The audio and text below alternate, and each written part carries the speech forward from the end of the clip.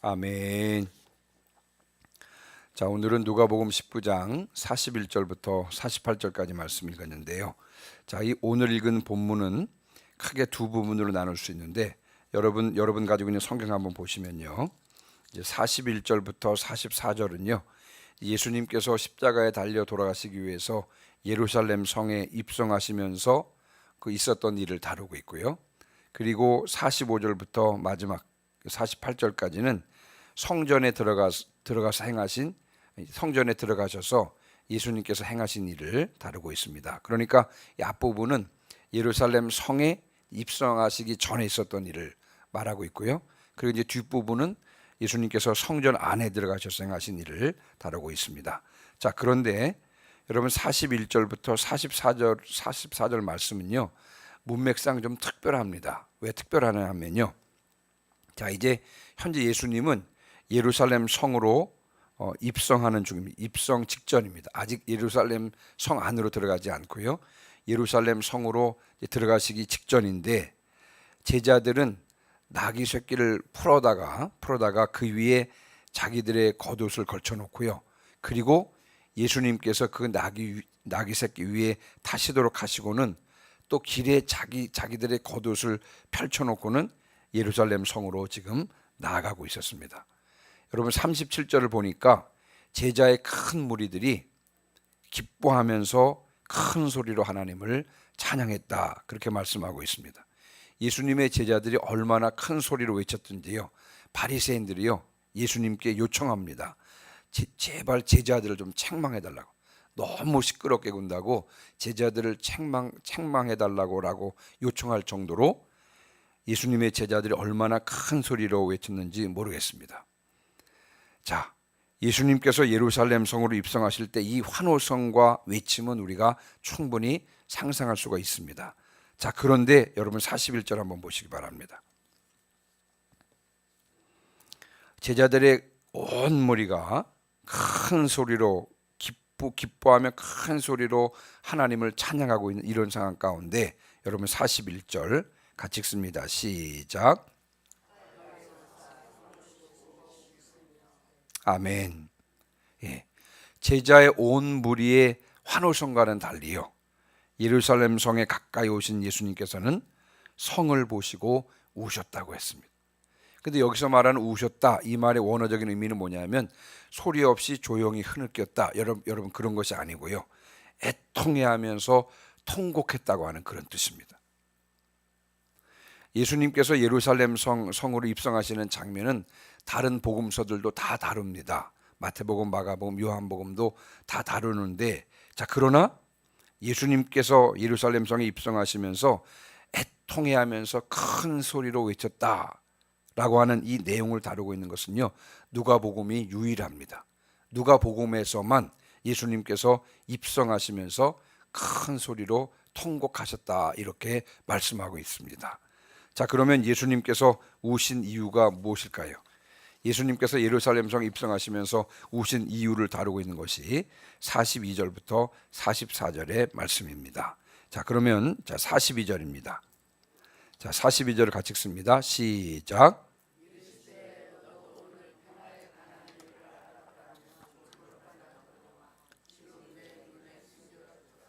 아멘. 너도 오늘 평화에 관한 일을 알았더라면 좋을 뻔하였거니와. 여기서는 너는 예루살렘을 가리키는 것입니다. 그러니까 예루살렘 성에 살고 있는 사람들을 가리키는 것이고요. 조금 더 확대해 보면 이스라엘 전체를 가리키는 말일 뿐만 아니라 오늘 우리들을 가리키는 말이기도 하는 것입니다. 예수님께서 말씀하셨듯이요, 이 예루살렘 사람들은요, 이스라엘 전체 사람들은요, 평화에 관한 일을 몰랐습니다. 그러니까 평화에 관한 일을 몰랐으니까 예수님께서 뭐라고 말씀하시는 것입니까? 너도 오늘 평화에 관한 일을 알았더라면 좋을 뻔하였거니와, 이렇게 말씀하고 있습니다. 자, 그러면 이 말의 뜻이 무엇일까요? 너도 오늘 평화에 관한 일을 알았더라면 좋을 뻔하였거니와, 이것을 제가 이제 여러 번역을 찾다 보니까 쉬운 말 성경이라고 있는데요. 여러분 한번 쉬운 말 성경은 어떻게 번역되어 있는지 한번 들어보시기 바랍니다. 이 쉬운 말 성경 번역이 그 오늘 본문의 이해를 좀 돕는데요. 자, 오늘 너도 내게 평화를 가져다 주는 일이 무엇인지 알았더라면 얼마나 좋았을까. 다시 한번 읽습니다. 오늘 너도 내게 평화를 가져다 주는 일이 무엇인지 알았더라면 얼마나 좋았을까. 예루살렘은요, 예루살렘 성 사람들은요, 이스라엘 백성들은 자신들에게 무엇이 자신들에게 평화를 가져다 주는지 몰랐습니다. 여기서 말하는 평화는요, 구약 성경에서는 샬롬이라고 그러거든요. 샬롬. 이 평화는 하나님과의 관계가 바를 때에만 주어지는, 하나님과의 관계가 바를 때에만 주어지는 평안을 말하는 것입니다. 자, 그들이 예수님을 영접했으면 하나님과 올바른 관계를 맺을 수 있었고요. 그래서 진정한 구원과 충만한 은혜를 누릴 수 있었을 것입니다. 이것이 바로 진정한 평화인 것입니다. 그런데 지금 내 눈에 숨겨졌도다. 무슨 말씀입니까? 그들은 예수님을 영접하지 않았습니다. 그러므로 그들은 평화를 누리지 못하고 있다고 하는 것입니다. 여러분, 진정한 평화는 하나님과의 올바른 관계에서부터 오는 줄 믿습니다. 한번 여러분 생각해 보시기 바랍니다. 하나님이 누구십니까? 하나님께서는 창조주이시고 만물의 주관자이시고 또 운영자이십니다. 그런데 피조물인 우리가 창조주이신 하나님과의 관계가 어긋났다. 그러면 여러분 마음의 평화를 누릴 수 있을까요? 여러분 절대 그렇게 할 수가 없습니다. 그런데 한 가지 사실을 놓치면 안 되는데 뭐냐면 하나님과 우리 사이의 관계를 올바르게 하려면 어떻게 해야 할까요? 어떻게 해야 하나님과 우리 사이의 관계가 올바르게 세워질까요? 자, 로마서 5장 1절 말씀입니다. 한번 찾아서 같이 읽어볼까요? 로마서 5장 1절입니다. 자, 한번 띄워주시면 같이 읽습니다. 시작.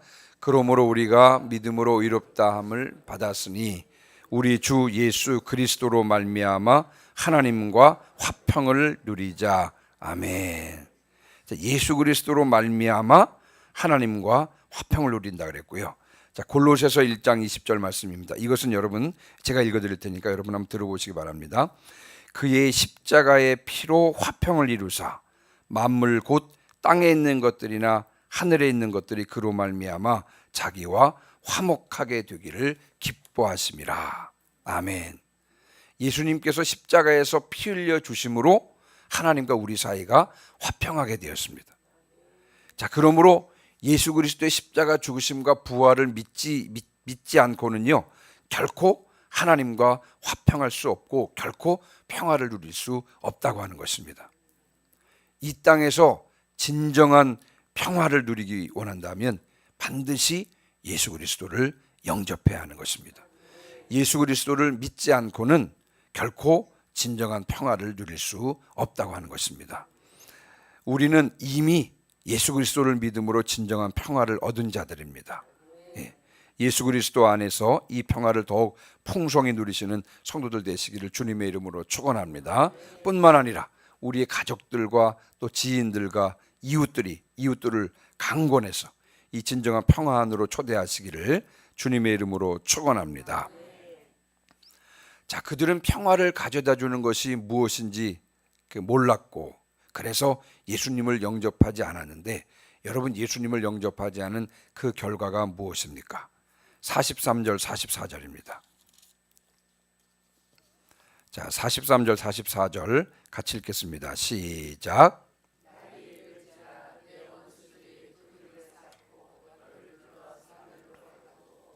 또 너와 및 그 가운데 있는 네 자식들을 땅에 메어치며 돌 하나도 돌 위에 남기지 아니하리니 이는 네가 보살핌 받는 날을 알지 못함을 인함이니라 하시니라. 아멘.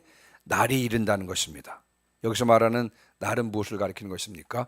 심판의 때가 임한다는 것입니다. 자, 우리 43절 44절 보니까요 원수들이 토든 흙더미를 쌓을 것이라 그랬습니다. 그리고 둘로 사면으로 가둘 것이라 그랬습니다. 예루살렘을 포위한다는 것입니다. 그리고 너와 네 가족들을 땅에 메어칠 것이라고 했고요. 돌 하나도 돌 위에 남지 않을 것이라고 했습니다. 이게 무슨 말씀입니까? 예루살렘 성이 포위되고 그리고 정복 땅에서 주민들은 몰살당하고 또 예루살렘 성은 완전히 파괴된다라고 주님께서 말씀하셨습니다. 자, 예수님께서 예루살렘 성이 이렇게 심판받게 된 이유에 대해서 뭐라고 말씀하셨냐면요, 여러분 44절 끝부분 한번 보시면요, 이는 내가 보살핌 받는 날을 알지 못함을 인함이니라, 이렇게 말씀하고 있습니다. 예루살렘 성이 심판받는 이유에 대해서 주님께서 말씀하시면서요, 이는 내가 보살핌 받는 날을 알지 못함을 인함이니라. 자, 이것은 제가 공동번역 성경으로 다시 한번 읽어드리겠습니다. 이 공동번역 성경에는 이렇게 기록하고 있는데요, 너는 하나님께서 구원하러 오실 때를 알지 못하였기 때문이다. 그래서 심판을 받았다는 것입니다. 다시 한번 말씀을 드리면, 너는 하나님께서 구원하러 오실 때를 알지 못하였기 때문이라는 것입니다. 이게 무슨 말씀이냐면요, 자, 예수님께서 이제 십자가에 달려 돌아가시기 전에 마지막으로 예루살렘 성을 방문했잖아요. 이 예수님의 마지막 예루살렘 방문은요, 이스라엘 백성들이 구원 얻을 마지막 기회가 될 것이라는 것입니다. 하나님께서 예수 그리스도를 통해서 이스라엘을 구원하시려고 이제 마지막 기회를 주었습니다. 그런데 그들은 예수님을 영접하지 않았고요, 오히려 예수님을 붙잡아서 이방인들에게 예수님을 넘겨주었고, 하나님께서 그들에게 주신 구원의 마지막 기회를 놓친 것입니다. 그 결과로 그들은 심판을 받게 된다는 것을 주님께서 지금 말씀하고 계신 것입니다. 여러분, 이 말씀은요, 예수님께서 말씀하시고 나서 40년, 그러니까 주 70년 로마의 디도 장군에 의해서 그 예수님의 말씀 그대로 성취가 되었습니다. 디도 장군이 예루살렘을 점령할 때 유대 역사가 요세푸스에 의하면요, 그때 여러분 성전이 불탔다고 그랬습니다. 근데 여러분, 성전 안에는 금과 은과 많은 성전 기물들이 있었는데요, 불탈 때 금이 녹아서 돌 틈으로 흘러 들어갔다라고 그렇게 여겨졌습니다. 성전이 이제 불타면서 성전 안에 있던 금이 녹아서 그 돌 틈 사이로 흘러 들어갔다라고 생각을 했습니다. 그래서 여러분, 로마 군인들이요, 성전을 허물 때 어떻게 했냐면요, 돌 틈 사이로 들어간 금을 찾기 위해서 성전 같은 경우에는 돌을 하나하나 다 드러냈다 그럽니다. 그 돌 사이에 들어간 금을 찾기 위해서 돌을 하나하나 다 드러내서요, 성전을 완전하게 허물었다는 것입니다. 그래서 결국 성전은 돌 하나도 돌 위에 남지 않게 되었다고 하는 것입니다. 예수님의 말씀이 그대로 성취가 된 것입니다. 예수님의 그 예언의 말씀은 역사적으로는 주 70년에 성취되었습니다만, 그러나 궁극적으로는 예수님께서 재림하실 때 완전히 성취될 것입니다. 예수님께서 재림하실 때에는 최후의 심판이 있을 것입니다. 어떤 사람들은요, 하나님의 진노를 스스로 받아야 해서 결국 영원한 지옥의 형벌에 떨어질 것입니다. 그러나 다른 사람들은 예수님께서 대신 형벌을 받아주셨으므로 그 공로를 의지해서 영원한 축복의 상태인 천국에 들어가게 될 것입니다. 이 땅에 사는 모든 사람들은 최후 심판의 그날을 향해서 지금 나가고 있는 것입니다. 결국 모든 사람들은요, 갈림길에 서게 될 것입니다. 영원한 축복의 상태로 들어가든지 아니면 영원한 저주의 상태로 들어가게 되는 것입니다. 여러분, 그 기준은 무엇입니까? 영원한 축복의 상태로 들어갈 것이냐, 영원한 저주의 상태로 들어갈 것이냐, 여러분, 그 기준은 무엇입니까? 우리의 구원자 대신 예수 그리스도를 영접하고 그리스도로 옷 입은 자들은 영원한 축복의 상태인 천국으로 들어갈 것입니다. 그러나 구원자 대신 예수 그리스도를 거부하고 영접하지 않은 자들은요, 영원한 저주의 상태인 지옥으로 떨어질 것입니다. 이 땅의 모든 사람들이 최후 심판의 날을 향해서 나아가고 있다는 사실에 확고하시기를 주님의 이름으로 축원합니다. 이 땅에서 예수 그리스도를 영접하고 그리스도를 주인으로 인정하고 그분의 말씀을 따르는 우리들이야말로 영원한 천국에 거하게 될 천국 백성임을 확신하시고, 이 땅에서부터 천국을 준비하며 천국을 누리는 복된 삶 되시기를 주님의 이름으로 축원합니다. 자, 이제 말씀드린 대로 45절부터 48절은요, 이제 성전에 들어가신 예수님께서 행하신 일을 다루고 있는데, 자, 먼저 45절, 46절입니다. 자, 45절, 46절 같이 읽습니다. 시작. 성전에 들어가사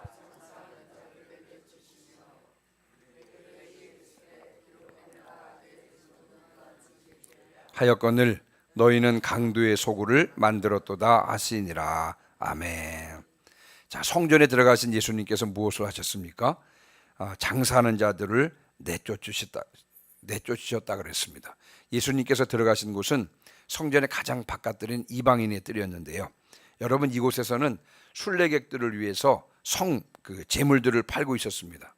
그리고 이제 전 세계 각지에서 사람들이 오다 보니까 거기 환전상들도 있었습니다. 그러니까 한쪽에서는 돈을 바꿔주기도 하고, 한쪽에서는 뭐 비둘기 팔기도 하고, 또 양을 팔기도 하고, 뭐 소를 팔기도 하는 등 사실은 이방인의 뜰 안이 번잡했습니다.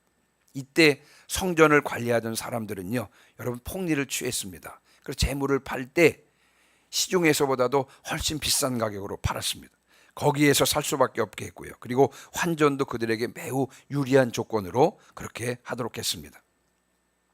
자, 이에 대해서 주님께서는요, 그들의 상을 엎으시면서 그들을 내쫓으셨습니다. 그리고 뭐라고 말씀하셨냐면요, 내 집은 기도하는 집이 되리라 하였거늘 너희는 강도의 소굴을 만들었도다 라고 말씀하셨습니다. 여러분, 제가 이 아침에 말씀드리고 싶은 내용은 무엇이냐면, 여러분, 하나님의 집 성전은 무엇보다도 기도하는 집인 줄 믿습니다. 예수님의 표현대로 성경의 표현대로 말씀을 드리면요, 만민들이 와서 만민들을 위해서 기도하는 집이 바로 이 기도의 집이 바로 성전 하나님의 집인 줄 믿습니다. 우리 교회 또한 기도의 집이 되어야 될 줄 믿습니다. 이 기도의 불이 꺼지지 않고 더욱더 활활 타올라야 할 줄 믿습니다. 우리 교회 또한 이 기도의 불이 더욱 활활 타올라서 이 기도의 집의 역할을 잘 감당하실 수 있기를 주님의 이름으로 축원합니다. 자, 우리 마지막 이제 47절 48절입니다. 자, 47절 48절도 같이 읽습니다. 시작. 예수께서 날마다 성전에서 가르치시니 대제사장들과 서기관들과 백성의 지도자들이 그를 죽이려고 꾀하되 백성이 다 그에게 귀를 기울여 들으므로 어찌할 방도를 찾지 못하였더라. 아멘. 예수님께서 날마다 성전에서 가르치셨습니다. 자, 그랬더니 대제사장들과 서기관들과 백성의 지도자들이 예수님을 죽이려고 시도했습니다. 자, 그런데 여러분, 그들은 예수님을 죽일 수가 없었어요. 왜요? 백성들이 그에게 예수님의 말씀에 귀를 기울이고 있었기 때문에 그렇습니다. 저는 이 본문을 묵상하면서, 여러분, 예수님께서 언제 왜 돌아가셨습니까? 예수님께서는요, 대제사장들과 서기관들과 백성의 지도자들이 원하는 때에 예수님의 죄로 말미암아 돌아가셨습니까? 여러분, 그렇지 않습니다. 예수님께서는 하나님께서 섭리하시는 때에 대속제물이 되셔서 십자가에서 돌아가신 것입니다. 여러분, 그들이 예수님을 죽이려고 시도했지만, 그러나 그렇다고 해서 여러분, 그들이 원하는 때 원하는 방법으로 예수님이 돌아가신 것이냐? 여러분, 그렇지 않습니다. 하나님께서 섭리하신 때에 온 인류의 죄를 대속하시기 위하여 대속제물이 되셔서 십자가 위에서 돌아가신 것입니다. 무슨 말씀입니까? 여러분, 우리의 생사화복은 주님의 손안에 있는 줄 믿습니다. 여러분, 우리가 언제 주님의 부름을 받습니까? 우리의 사명을 다하는 날, 바로 그 날이 우리가 이 세상을 떠나게 되는 날인 줄 믿습니다. 이 땅에 사시면서 맡은 사명 잘 감당하시기를 주님의 이름으로 축원합니다. 이제 오늘 말씀을 마무리하고 마치면서, 여러분, 오늘 크게 세 가지를 말씀드렸는데, 먼저는 우리들은 이미 예수 그리스도를 믿음으로 진정한 평화를 소유한 자들입니다. 날마다 주님과 더욱 친밀하게 교제함으로 이 평화를 더욱더 마음껏 누리시기를 주님의 이름으로 축원합니다. 또한 우리의 가족과 이웃들도 이 평화를 소유할 수 있도록 강권해서 주님께로 안내하시기를 주님의 이름으로 축원합니다. 두 번째는요, 우리들은 하나님께서 대신 하나님의 진노를 받아주셨기 때문에, 예수님께서 대신 하나님의 진노를 받아주셨기 때문에 생명의 부활로 나아가서 천국으로 들어갈 것입니다. 여러분, 우리들은 천국 백성들입니다. 이 땅에서부터 주님을 우리 삶의 주인으로 모시고 그분의 다스리심을 받으면서 천국 백성으로 살아가시기를 주님의 이름으로 축원합니다. 마지막으로 우리가 이 새벽에 기도해야 될 기도의 내용이 있습니다. 우리 교회 가운데 기도의 불이 더욱 활활 타오르게 하여 주시옵소서. 내가 기도의 불을 더욱 지피는 기도자가 되게 하여 주시옵소서. 이 새벽에 이런 기도를 주님 앞에 올려드려야 될 줄 믿습니다. 아멘. 538장